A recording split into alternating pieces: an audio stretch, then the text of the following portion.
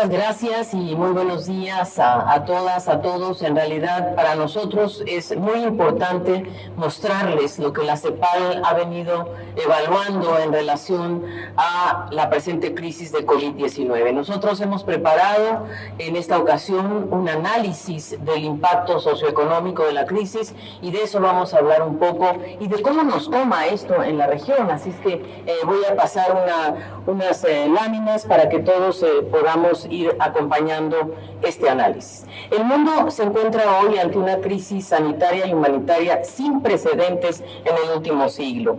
Y además nos llega esta crisis del COVID-19 en un contexto muy adverso. En realidad nosotros vemos cómo el comercio, digamos, mundial ha caído de manera muy dramática hasta el 2019 y también el crecimiento. Entonces, la verdad es que este COVID-19 llega en un momento muy difícil para la economía mundial.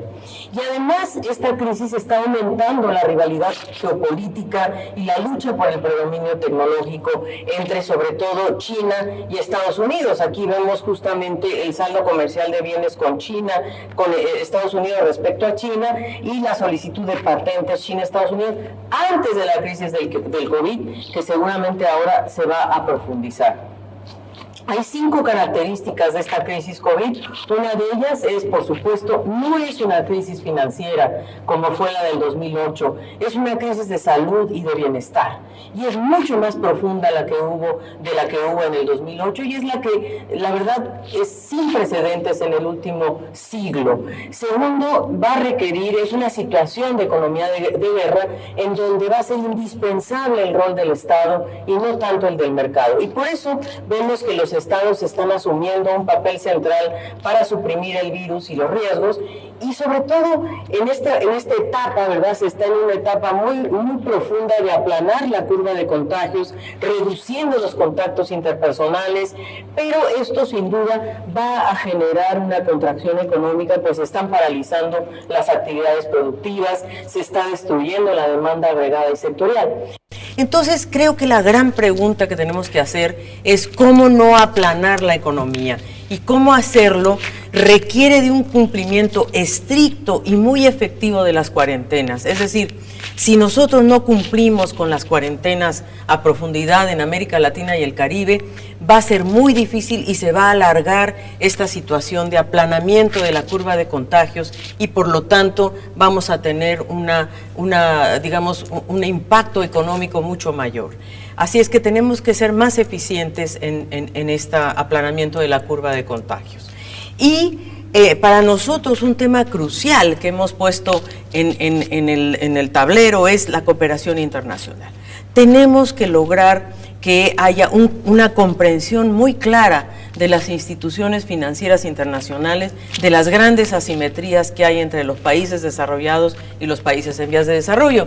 Necesitamos medidas que están fuera de la caja, innovadoras y que también nos ayuden en una región considerada de renta media, con excepción de Haití, por ejemplo, pero necesitamos que el Fondo Monetario, el Banco Mundial y otras instituciones realmente nos apoyen para garantizar este acceso.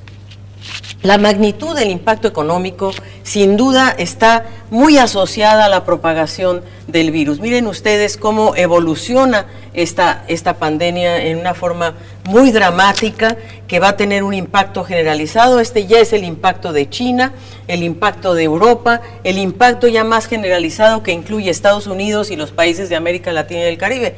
Y entonces el efecto económico en realidad incluso muy difícil de calcular porque hay grandes incertidumbres, pero sin duda va a ser una de las grandes recesiones que vivirá el mundo y seguramente entre -3 y -4% a nivel global.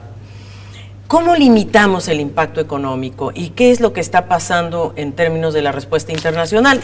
Y vamos a mostrar aquí algunos ejemplos muy interesantes de lo que están haciendo los países de Occidente, especialmente Alemania, España, Italia y Estados Unidos.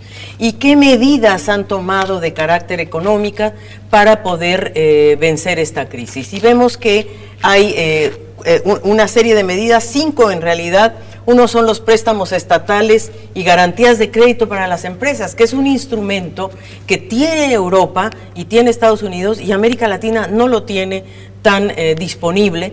Segundo, subsidios de desempleo, que también en América Latina tenemos poca alcance, vamos a ver más adelante. Aplazamiento de impuestos, aplazamiento y subsidios a la seguridad social. Italia es el único país que no ha podido hacer esto, y aplazamientos del pago de la deuda. Esto es muy importante. Veamos entonces qué costo está teniendo esto en materia fiscal para la recuperación económica y las garantías a las empresas. Miren ustedes, en Italia ya vemos que 1.1% del PIB está dedicado a la política fiscal, 0.2 al gasto de salud, 0.9 a la recuperación económica, y las garantías, que es el peso más fuerte que está teniendo este apoyo económico, las garantías estatales de préstamos a las empresas, es lo que más pesa en Italia, en el Reino Unido y en Francia. Y, por supuesto, en Alemania. Alemania, sin duda, está tratando de proteger a fondo a sus empresas. Y el país que más está invirtiendo en política fiscal es Estados Unidos, con un 9,3% del PIB. Imagínense ustedes, esto no ha pasado en toda la historia de Estados Unidos. Y hemos hecho un análisis de cada una de las medidas que se están aplicando en los distintos países. Así vemos, por ejemplo, Alemania, que está, el estímulo fiscal es de 126,000 millones de dólares, y lo que está haciendo es tratando de proteger empresas y trabajadores, salud, y por definir 55,000 millones. Pero sin duda hay mucho focalización en las pymes y en los subsidios de desempleo. Por supuesto, también en la protección social, sobre todo para los trabajadores en cuenta propia, y como vemos hay garantías adicionales, posibilidad de expandir deuda pública por 200,000 millones, 100,000 para capital para las empresas y 100,000 para préstamos de empresas de la KfW, que es uno de los bancos de desarrollo de Alemania.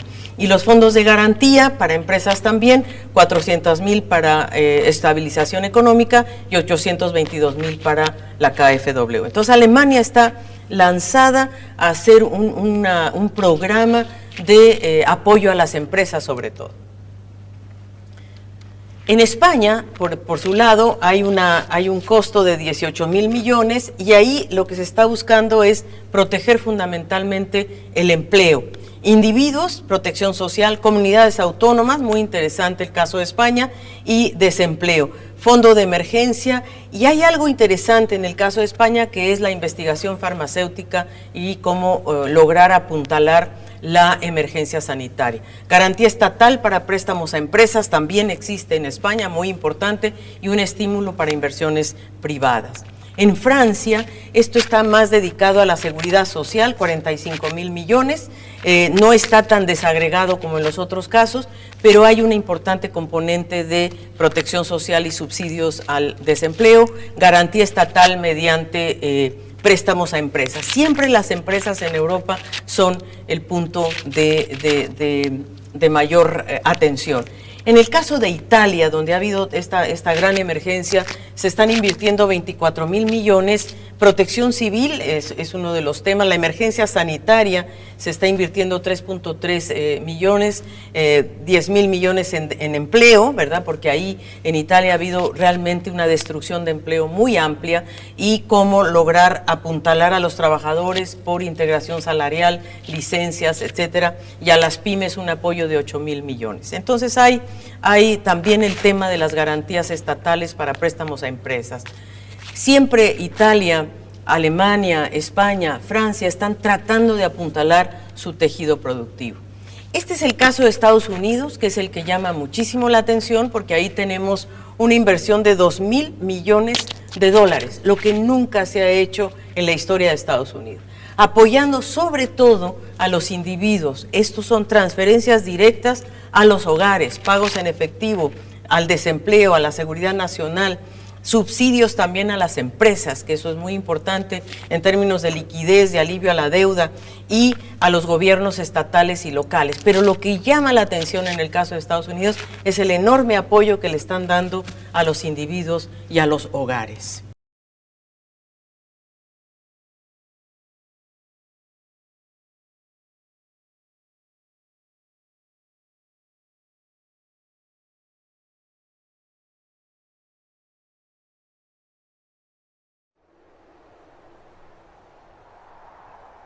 silencio. Es extraño tanto silencio. En el país de los bocinazos, las risas, el merengue y el saludo escandaloso. Pero si prestamos atención, hay otros sonidos que con el bullicio de la rutina se pierden.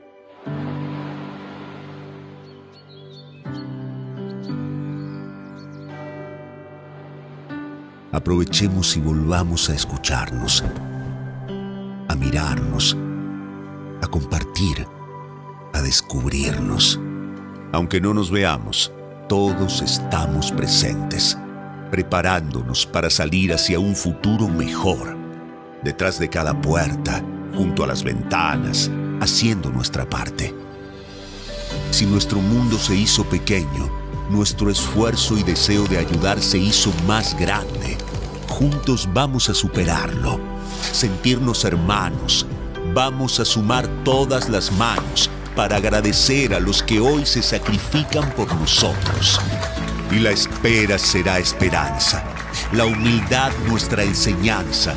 Y sin máscaras volverán las sonrisas, y sin guantes los abrazos y caricias.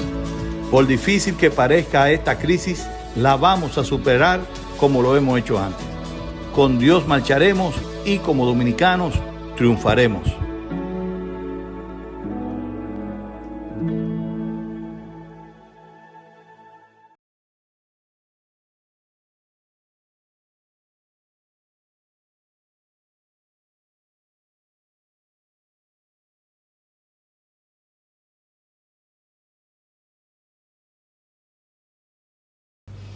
Veamos qué está pasando en América Latina y cuáles son los efectos económicos de la pandemia en las economías de nuestra región. Primero que nada, también nos toma muy mal parados, esa es la verdad, porque llevamos 7 años de lento crecimiento con tasas crecientes de pobreza y de pobreza extrema a partir del 2014, como ustedes pueden ver, a partir del 2014 comienza a elevarse la tasa de pobreza y de pobreza extrema, y en términos de crecimiento, ¿verdad? Nosotros tenemos 7 años de bajo crecimiento, entre 2014 y ahora un 2020 que seguramente va a estar muy golpeado. Vamos a tener tasas de crecimiento muy bajo, y eso es como nos toma la pandemia. El peor desempeño de la inversión desde la década perdida, esto es antes incluso del COVID-19, es el peor desempeño de la inversión, en donde entre 2011 y 2018 esta región no invirtió, por el contrario, la inversión fue una de las variables de ajuste de la consolidación fiscal. Y por cierto, la productividad laboral respecto al resto del mundo sigue cayendo, y esto es para nosotros uno de los temas más relevantes en términos económicos en la región. Veamos que estamos ante el principio de una profunda recesión. Estamos ante, yo diría, la caída del crecimiento más fuerte que ha tenido la región, y esto, como ya dijimos, nos toma en una dinámica económica muy débil. El mundo, ¿verdad?, va a tener caídas muy importantes. Aquí somos bastante optimistas, seguramente va a caer mucho más.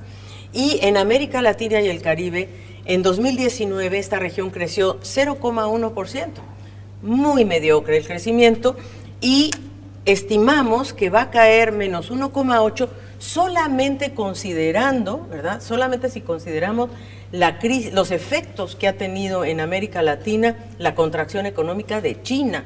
Pero si nosotros le sumamos lo que está pasando en la Unión Europea, en Estados Unidos y en los países de nuestra región, vamos a tener impactos económicos mucho mayores, que incluso pueden llegar hasta menos 3, menos 4%.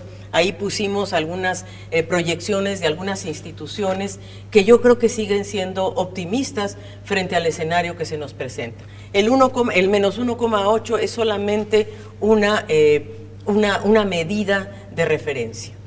¿Cuáles son los efectos económicos de la COVID-19 en América Latina y el Caribe? Bueno, tiene sin duda dos tipos de efectos muy claros: los directos en sistemas de salud, con una carga muy fuerte a sistemas de salud fragmentados, insuficientes. Y una cosa muy importante es que en nuestra región hay un acceso muy desigual al tratamiento médico, a los medicamentos, a los hospitales. Depende del seguro de salud, del ingreso, del lugar de residencia. Tenemos una cantidad enorme de trabajadores informales que no tienen este tipo de acceso y, por lo tanto, vemos que esto tiene a su vez, una vez que esto, digamos, es la parte directa de la emergencia, tenemos otros efectos muy indirectos, pero muy importantes, que es en la oferta y en la demanda. En la oferta, la suspensión de actividades productivas internas y externas, las cadenas de valor, vamos a ver cómo van a tener un impacto muy fuerte, y esto generará mayor desempleo. Por lo tanto, tenemos sectores que van a ser fuertemente afectados: educación, comercio, turismo, transporte, manufactura, recursos naturales, con efectos de mediano plazo y largo plazo y de corto plazo. Los de corto plazo: desempleo, menores ingresos, salarios, aumento de la pobreza extrema, los sistemas de salud muy congestionados, con muchas demandas, fragmentados y desigualdades. Y en el mediano plazo, pues el quiebre de empresas, la reducción de la inversión privada, menos crecimiento, falta de integración en las cadenas de valor y deterioro de las capacidades productivas y del capital humano. Veamos un poquito los efectos directos y veremos que la infraestructura de salud de nuestra región es insuficiente. Comparemos, ¿verdad?, el número de camas que tiene la OCDE, los países de Europa, por 1.000 habitantes. Los países de Europa por 1.000 habitantes tienen 6.2 camas por 1.000 habitantes. El único país en nuestra región que tiene ese tipo de disponibilidad es Cuba y Barbados. Son los únicos dos países que están por encima del Caribe, San Kitts, Cuba y Barbados. El resto de los países cae hacia, vamos a decir, hacia 4, en algunos casos muy caribeños, casi todos. Vean el caso de Argentina, es muy interesante el caso de Argentina, porque Argentina es de los países de América Latina que más acceso tiene a camas de hospital. En cambio, el resto cae en un promedio de 2,2 camas por 1.000 habitantes en América Latina, y el naranja es casi 2,8 en el caso del Caribe. Entonces vemos que hay realmente una situación muy delicada. Vean ustedes lo que pasa en Europa. Japón, por ejemplo, tiene 7.8 camas por 1.000 habitantes y el resto, ¿verdad? Tenemos una situación muy compleja en relación a este acceso de salud. Entonces, el sistema de salud también no tiene los suficientes médicos, porque los médicos por 1.000 habitantes, en realidad en América Latina es 1.9 médicos por 1.000 habitantes. Cuba es el único país que tiene 7.5 médicos por 1.000 habitantes. De ahí en fuera tenemos una situación muy difícil. Miren el caso de Honduras, ¿verdad?, que no llega ahora sí que ni al 10% de la capacidad por 1.000 habitantes. Tenemos también una gran desigualdad en términos de acceso a la salud, porque los sistemas de salud, ¿quiénes son los que tienen acceso a los sistemas de salud? ¿Quiénes están afiliados o quiénes cotizan entre los 15 años y más según deciles de ingreso? Y vamos a ver que en el decil 1, ¿verdad?, ya la última cifra que tenemos, solo el 34.2% cotiza en un sistema de salud. El resto no está cubierto por un sistema de salud. El decil 10, por supuesto, está por encima del 70%.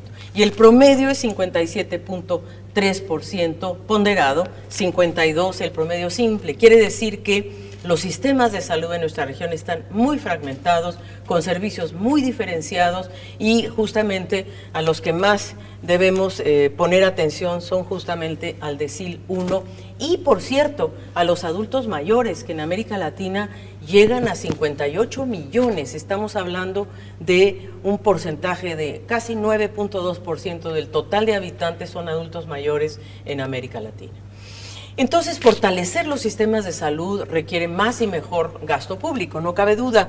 El gasto público en América Latina destinado a servicios de salud del gobierno central es 2,2% del PIB.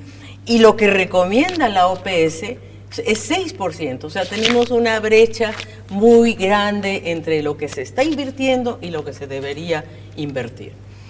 ¿Cuáles son los efectos indirectos? Veamos la demanda global y las cadenas de valor. Hay 5 canales de transmisión externas que van a impactar a la economía de la región. 1, la disminución de la actividad económica de los socios principales, China, Estados Unidos, Europa, nuestra propia región. 2, la caída de los precios de los productos primarios, el petróleo, los alimentos, los metales, todo está cayendo con excepción del oro. La interrupción de las cadenas de valor, esto es quizás la parte más delicada porque se están rompiendo las cadenas de valor. Esto está impactando, por ejemplo, a la industria automotriz en México, en Brasil, muy importante este tema. Menores demanda de servicios turísticos, esto impacta muy fuerte al Caribe, ¿verdad? Casi el Caribe pierde 1 punto de su PIB por la menor demanda de servicios turísticos, pero también afecta a otros países de la región. Y la 5 es la aversión al riesgo y el empeoramiento de las condiciones financieras. Es decir, el capital de nuestra región está saliendo. Por eso es tan importante que los países tomen medidas muy, yo diría, heterodoxas para proteger las condiciones financieras internas. En 2020, además, por esta razón de los socios comerciales, el valor de las exportaciones seguramente va a caer en forma muy importante. Miren ustedes que el valor de las exportaciones, que es la conjugación de volumen más precio, obviamente el componente precio es mucho más fuerte, va a tener una caída de menos 10,7%. Mucho más severa en Sudamérica, un poco menos severa en México, aunque depende mucho de lo que pase en Estados Unidos, menos en Centroamérica y mucho en el Caribe, justamente por esta caída de los servicios turísticos que están considerados como exportaciones. Este es uno de los temas que son más estructurales en nuestra región y justamente es uno de las debilidades que debemos atender. Lo hemos dicho muchas veces en CEPAL y creo que ahora es el tema central para poder proteger nuestras economías. Y es justamente que la interrupción de las cadenas de producción en el mundo va a tener impactos significativos porque nuestra región importa, ¿verdad?, de la Unión Europea, de China. Aquí tenemos cuáles, por ejemplo, son los países de origen, ¿verdad?, que mandan productos manufacturados y cuál es su valor en la demanda final, según origen y según destino. Nosotros vemos que de nuestros países hacia destinos externos sale muy poco. México, por ejemplo, bueno, Brasil, ni hablar, Argentina, pero de ahí en fuera, y Chile y Colombia, pero de ahí en fuera nuestros países exportan muy poco de manufactura al resto de los destinos. Y no al revés, somos grandes receptores de manufacturas externas. Entonces, tenemos que hay importantes efectos, interrupción de actividades de producción, de servicios, contracción de la oferta de bienes importados. Nosotros en nuestra región importamos muchísimo más de lo que exportamos en bienes manufacturados. Y los sectores más afectados serán seguramente la industria automotriz, la manufacturera en general. Entonces, ¿qué es lo que planteamos nosotros en CEPAL? Pues que la integración regional es crucial para enfrentar la crisis y que el tamaño de la manufactura importa, tanto por la escala, por el alcance, por el aprendizaje. ¿Cuáles son los países manufactureros mayores? Pues China, la Unión Europea, Estados Unidos, Japón y Alemania. Cuando vamos a América Latina, vemos que América Latina está en una etapa intermedia con respecto a otros países. Los países que destacan en materia de manufactura en la región es México, Brasil, Argentina y un poco Colombia. Entonces, nuestra región tiene capacidades productivas poco sofisticadas y muy fragmentadas. Entonces, ¿qué tenemos que hacer? Pues sí, seguramente lo más importante y lo más urgente es reconstituir cadenas regionales de valor y garantizar la provisión de bienes, continuación de actividades productivas y tratar justamente de fortalecer esos espacios regionales, impulsando el comercio intrarregional y la logística intrarregional. Esos son espacios que no podemos dejar de atender, sobre todo para disminuir la vulnerabilidad externa y quizás es una oportunidad para mirarnos hacia adentro.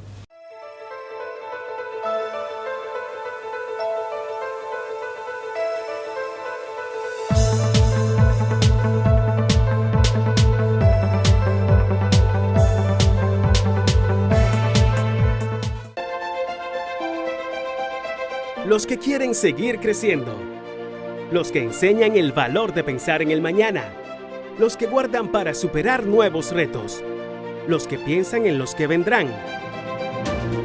En Banreservas tenemos una cuenta de ahorro para todos. Abre ya tu cuenta y acércate a todo aquello por lo cual ahorras. Aquí estamos para ti. Planifícate, ahorra, crece. Banreservas, el banco de los dominicanos.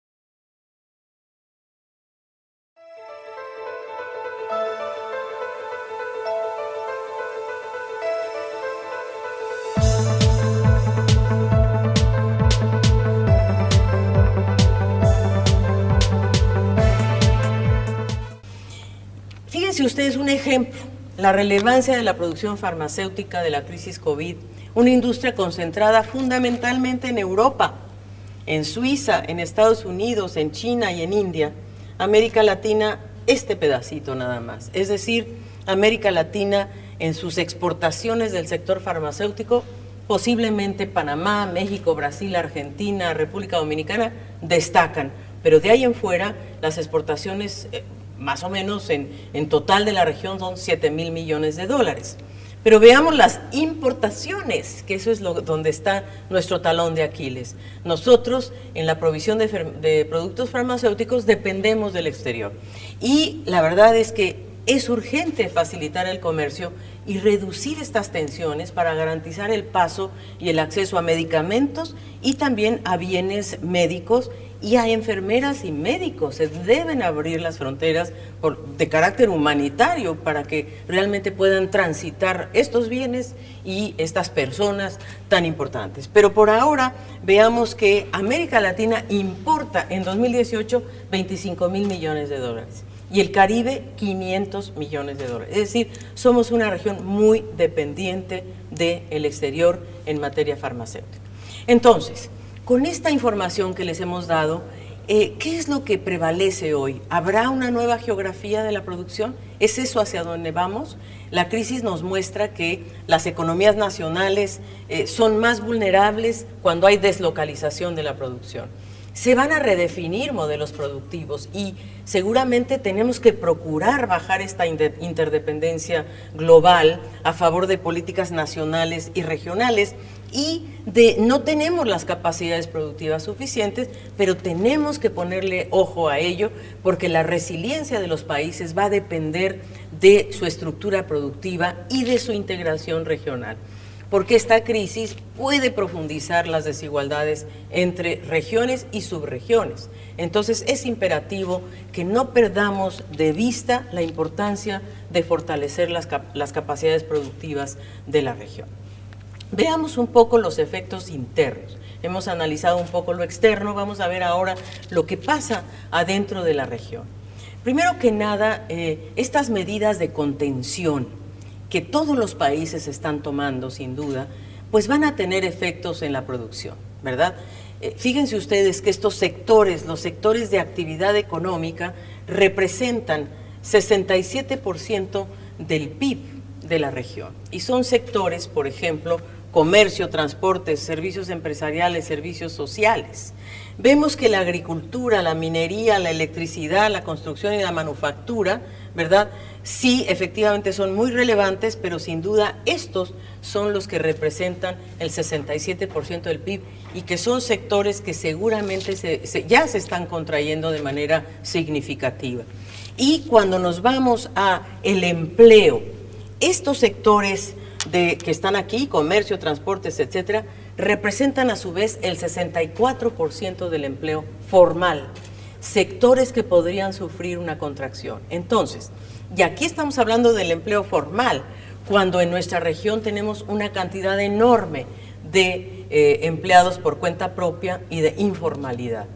La informalidad en América Latina alcanza 53% en personas en edad de trabajar. Entonces, estas medidas de distanciamiento social van a tener sin duda un efecto sobre el empleo que podría ser mucho mayor debido a la composición del trabajo, porque tenemos una alta tasa de empleados por cuenta propia y también tenemos empleo informal. Entonces, esa parte es la que más preocupa, cómo vamos a proteger, cómo vamos a llegar a las personas que trabajan por cuenta propia o que tienen un empleo informal. Las medidas de contención y cuarentena nos preocupa también su impacto en las mujeres, sobre todo porque profundizan la crisis de cuidados en la región. Ya vimos que en el periodo previo al COVID, las mujeres ya destinaban 22 y 42 horas semanales al trabajo doméstico y de cuidados. Y las presiones sobre el sistema de salud están impactando sobre todo a las mujeres. 72.8% de las mujeres trabajan en el sector de los sistemas de salud. Y ahí es donde está uno de los temas de mayor vulnerabilidad en esta crisis. Así es de que, y el 77.5% de las personas que se dedican a estos trabajos, de las mujeres, están en la informalidad. Así es de que esto es un tema. Y sobre todo las mujeres están recibiendo una mayor presión porque se han cerrado las escuelas, ¿verdad? Alrededor de 1.2 millones de niños están fuera del sistema escolar, están en casa, y eso también es una presión adicional a las mujeres, un incremento en las demandas de salud y sobre todo las restricciones también en las trabajadoras domésticas. Hay algunas que su salario está preservado, pero hay muchas otras que no y pueden perder su empleo. ¿Cómo entonces limitamos el impacto económico de la pandemia? ¿Qué está haciendo la región? Nosotros vemos que en la región se están tomando 4 tipos de medidas. Una, durante la crisis sanitaria, medidas de aislamiento social. 2, el impacto, cómo reducir el impacto en el empleo y también en el sector servicios, para el cual va a haber una gran afectación. Cómo proteger a las empresas y sobre todo a las pymes, pero también a las grandes. Y el tema, yo diría, muy importante de carácter económico, que son los impactos fiscales, los déficits, el endeudamiento y por lo tanto cómo podemos enfrentar esto de manera colectiva. Los países han implementado medidas inmediatas y lo han hecho con bastante eficacia, diríamos nosotros. Algunos más, otros menos, pero ha habido medidas de restricción, monitoreo de viajeros, prohibiciones de vuelos, aprendizaje a distancia, educación en el hogar, distanciamiento social. Ha habido mayor, yo diría un redireccionamiento del gasto público hacia la infraestructura de salud, compra de respiradores, fortalecimiento de hospitales, pero no todos los países han podido con ello, ¿no? Y por eso es tan importante tener en mente qué tipo de cooperación se requiere dentro de la región.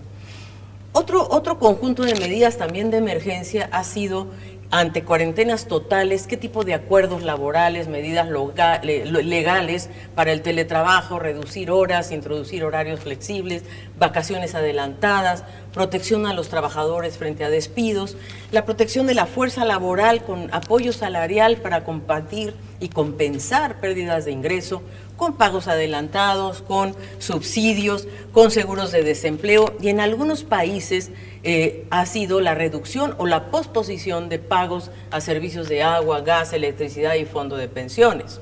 La protección social para reducir el impacto, esto es, transferencias de efectivo a las familias o pagos adelantados, ingreso básico ciudadano como el que se acaba de aprobar en Brasil, por ejemplo, transferencias de efectivo, programas sociales y otro tipo de esquema.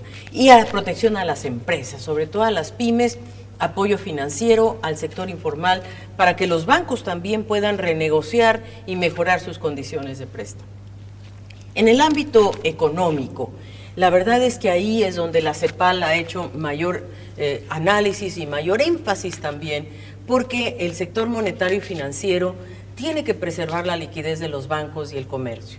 Pero se trata también de abordar las deudas públicas y privadas, porque esta es una región que ha tenido un alto endeudamiento, sobre todo privado, pero también público, y por lo tanto los bancos centrales han reducido las tasas de interés, están abriendo líneas de crédito especiales, emitido préstamos adicionales, ampliando plazos, extendido hipotecas, y creo que ahí está mucho de la heterodoxia que tenemos que aplicar en este momento, por ejemplo, incluso para que si viene liquidez a la región, pues no se salga en la volatilidad y que no se vayan estos capitales. Por lo tanto, vamos a tener que tomar medidas macroprudenciales para retener esos capitales en la región. Y la fiscalidad, redirigir presupuestos estatales, retraso de declaraciones de impuestos, por supuesto que ha habido una búsqueda de financiamiento adicional y paquetes fiscales de gran magnitud. Yo quisiera resaltar lo que está haciendo Argentina, Bahamas, Barbados, Belice, Brasil, Guatemala, Honduras, Jamaica, Paraguay. Ayer Perú anunció un paquete muy importante de carácter fiscal que es histórico también y realmente nuestros gobiernos están haciendo esfuerzos muy importantes. Preservar la capacidad productiva y expandir los sistemas de protección social. Ahí estamos al debe todavía porque necesitamos diseñar mejores políticas para proteger a los adultos mayores, a las mujeres, a los niños y a los jóvenes.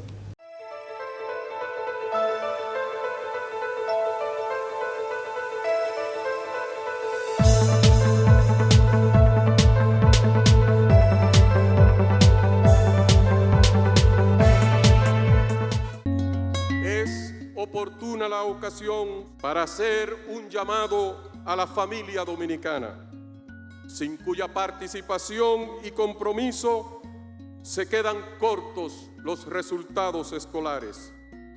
Hoy, más que nunca, es más urgente y necesaria la integración y la corresponsabilidad de la familia en la tarea de formar a las nuevas generaciones. Junto a la escuela, maestros y maestras, la familia es un factor asociado determinante para alcanzar resultados de calidad en la educación de nuestros niños, niñas, adolescentes y jóvenes. Noviembre, mes de la familia. La educación es tarea de todos. Ministerio de Educación.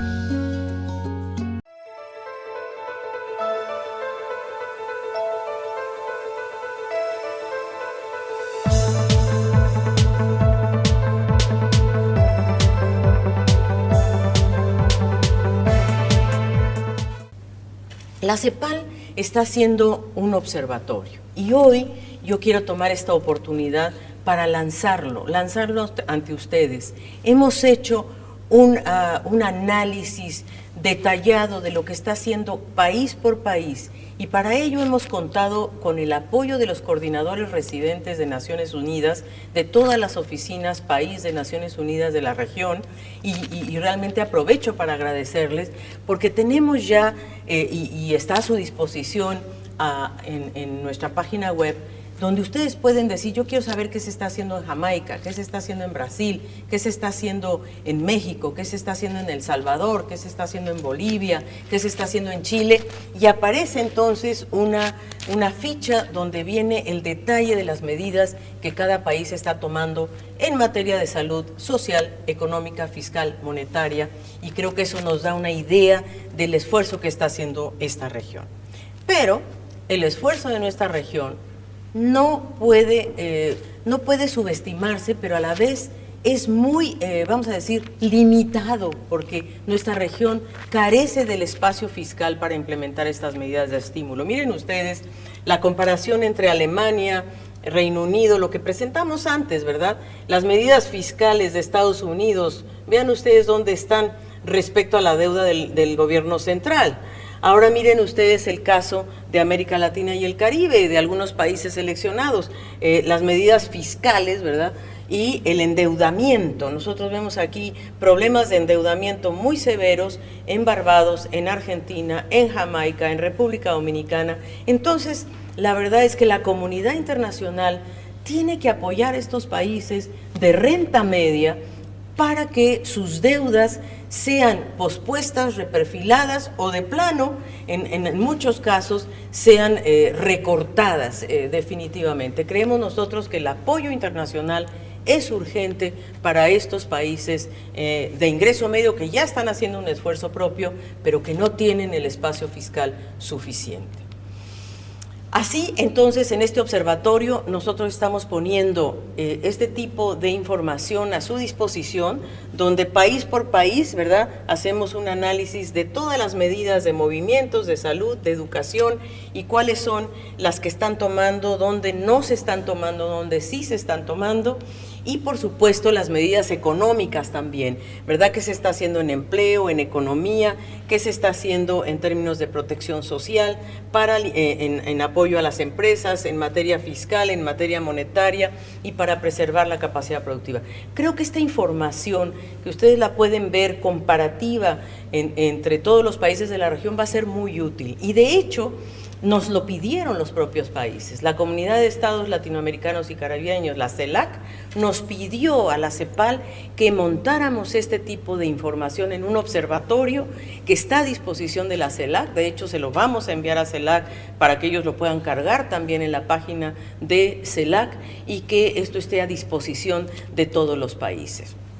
Entonces, a corto plazo tenemos que implementar acciones inmediatas que permitan aplanar la curva de contagio, ojalá sin aplanar la curva de la economía, abordando la emergencia sanitaria, abordando la emergencia social. Ya vimos que, bueno, la sanitaria con los servicios de salud, la emergencia social con un ingreso básico de emergencia, con medidas de protección al empleo, con medidas de apoyo a las pymes, la emergencia económica con política fiscal, reorganizando presupuestos, una política monetaria que nos ayude a estabilizar el tipo de cambio, que preserve la solvencia y el funcionamiento del mercado bancario, y cooperación internacional. Yo quiero insistir en que la cooperación internacional es fundamental y que esta región tenga una voz coordinada, una voz cohesionada frente justamente a los organismos financieros internacionales. A largo plazo, ¿verdad?, tenemos que repensar las estrategias de desarrollo. El mundo no va a ser el mismo después de esta pandemia.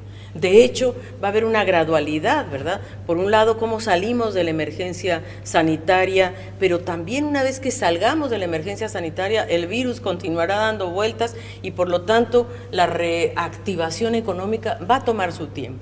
Pero ¿qué mundo vamos a tener después de esta crisis? Eso nos parece a nosotros de la primera importancia. ¿Qué tenemos que hacer para que el mundo del futuro sea mejor que cómo nos encontró esta crisis hoy día?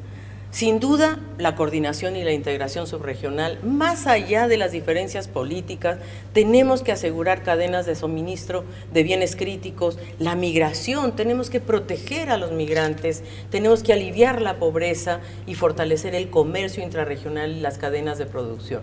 Yo quiero agradecerle al gobierno de Perú lo que ha decidido en relación, por ejemplo, a los migrantes venezolanos. Es muy importante proteger a los migrantes en esta etapa tan crucial. Nosotros estamos proponiendo que debe haber un fondo regional dedicado a las necesidades particulares de los países de ingreso medio. Sabemos que hay uno para ayuda humanitaria, pero esto es un fondo regional, una especie de facilidad para que los países de ingreso medio puedan recuperarse social, económica y productivamente. Manejar la deuda en este contexto macroeconómico tan difícil, necesitamos flexibilidad y que estos países puedan negociar colectivamente este tipo de política. Y por cierto, que se revisen las políticas de graduación de los países de renta media. No es posible que nos estén graduando cuando tenemos tantas brechas como lo hemos demostrado en salud, en desigualdad. Y nosotros creemos que la CEPAL ofrece ese espacio para convocar a las partes interesadas del sector público, privado, social, de la academia, para ir buscando soluciones políticas a estos impactos de la crisis.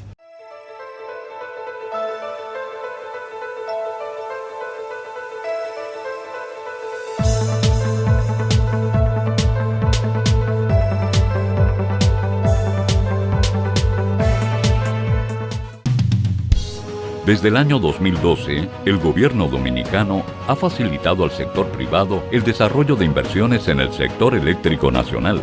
En estos 6 años han entrado al sistema 810 megavatios de inversión privada, de los cuales el 53% es energía renovable.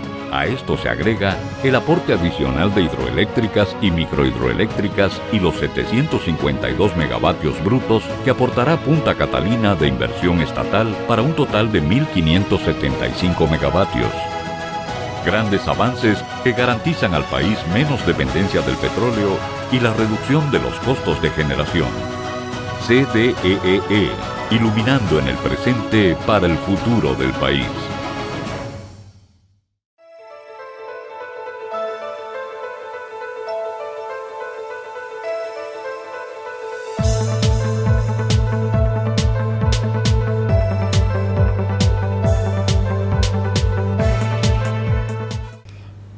Yo quisiera reflexionar con ustedes, queridas amigas y amigos, en una cosa que la CEPAL preparó justamente de cara al Foro de los Países de América Latina y el Caribe, que no se pudo realizar por las razones que todos sabemos, pero donde estábamos listos para analizar la Agenda 2030 y qué va a pasar de aquí al 2030, antes de la pandemia y después de la pandemia. Y realmente queremos simplemente decirles que la Agenda 2030 es la hoja de ruta en realidad, que sigue vigente, que es más importante que nunca y que estará también a su disposición este análisis. Nosotros hicimos un ejercicio de simulación de las 72 series estadísticas de los 17 Objetivos de Desarrollo Sostenible. Y estas series nos demuestran varias cosas, ¿verdad? Aquí vemos que cómo las evaluamos, 18 a 72, o sea, fuimos avanzando en las series que hemos analizado y hemos analizado varias de las metas. Pero lo más interesante son el semáforo que le llamamos nosotros, de cuáles metas están en retroceso, cuáles están estancadas, cuáles solo se van a lograr si hay una intervención fuerte de política pública, otras que necesitan políticas también, algunas en donde podríamos alcanzarlas en la tendencia actual y otras en donde ya se alcanzaron. Entonces, hicimos un primer análisis de la pobreza, fíjense ustedes, la pobreza extrema, que es una de las metas más importantes de la Agenda 2030, o sea, se supone que queremos eliminar la pobreza extrema en todas sus formas. Eliminarla requeriría llegar de 10,7 a 2,9, pongamos por caso, pero para poder llegar a eso deberíamos crecer 5% per cápita con una reducción del Gini de 1.5% por año. Entonces, imagínense ustedes en la situación actual, donde no solo no vamos a crecer, sino vamos más bien a ir hacia un crecimiento negativo, ¿qué puede pasar? Y ahí es donde nosotros con el efecto COVID, nada más para 2020, vemos que la pobreza extrema puede aumentar de 10,7 a 13,3%. Y esto implica ir de los números que tenemos hoy, alrededor de 67 millones de personas, a 82 millones de personas. Eso es lo que el impacto del COVID puede ocasionar por la pérdida de ingreso de 5%, por lo menos, y creemos que esta pérdida va a ser mucho mayor. Entonces, si quisiéramos realmente lograr reducir esta pobreza, vamos a requerir mucho más crecimiento, mucho más enfoque en la desigualdad, y eso está cada día más lejano.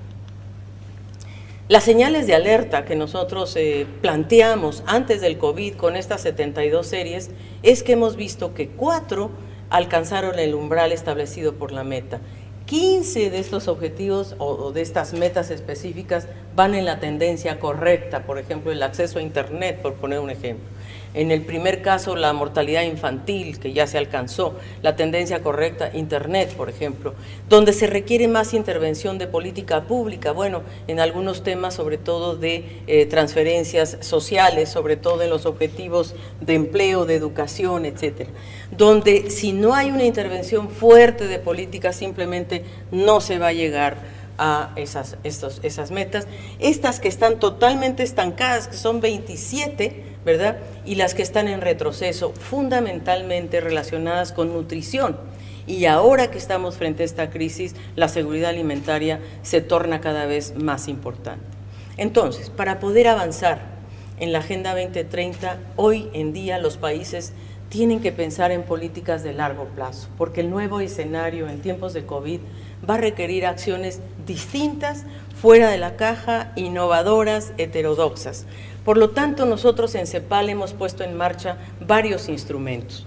Un portal que está a su disposición, el Observatorio COVID que estamos lanzando el día de hoy, un esfuerzo coordinado con los coordinadores residentes de Naciones Unidas, una información actualizada sobre los anuncios de política de cada país e información sobre los movimientos dentro y entre países en relación a salud, trabajo, economía y escolaridad. Creemos que puede ser son instrumentos, todos ellos, que esperemos sean de apoyo a las políticas públicas. Por cierto, que también estamos celebrando reuniones intergubernamentales virtuales. Por ejemplo, hemos tenido el día de ayer una reunión con los ministros de Desarrollo Social de la región, tendremos una con las ministras de la Mujer, tendremos otra con los ministros de Economía y Finanzas. Creo que para ir articulando justamente estas posiciones comunes y compartiendo información. La región no tiene otra opción estratégica, solamente avanzar hacia un modelo de desarrollo más sostenible a través de una mayor integración. No podemos volver a transitar por los caminos que nos han conducido a estas grandes brechas de acceso a la salud, a la infraestructura, a la protección social. Necesitamos realmente que estas condiciones de recuperación y desarrollo sean distintas, diversificando nuestra estructura, integrándonos productivamente y comercialmente, con aumento en las acciones de adaptación y mitigación, y tenemos que meter el factor riesgo en todo lo que hacemos en la planificación, con refuerzo de políticas para combatir la pobreza, la desigualdad, la cultura del privilegio y políticas de protección social con cobertura universal. Esto es lo que estamos haciendo, queridos colegas, algunos ejemplos de estas matrices que vamos a poner a su disposición, donde están las medidas, por ejemplo, de salud para contener y suprimir la transmisión del virus, las acciones que se requieren, las acciones específicas que se proponen, ¿verdad?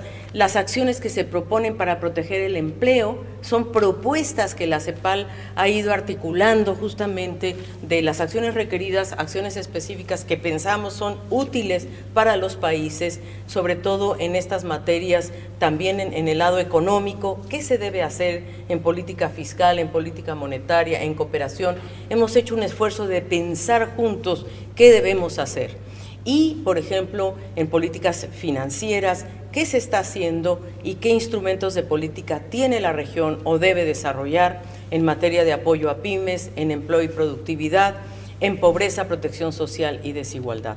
Creemos que, y sobre todo, cómo podemos mirar a los adultos mayores con mayor dedicación, a las mujeres, las políticas de género en particular, las políticas de educación que también son urgentes.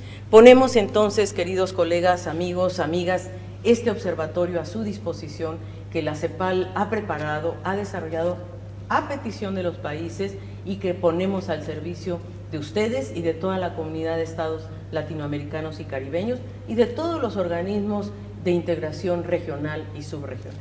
Muchísimas gracias.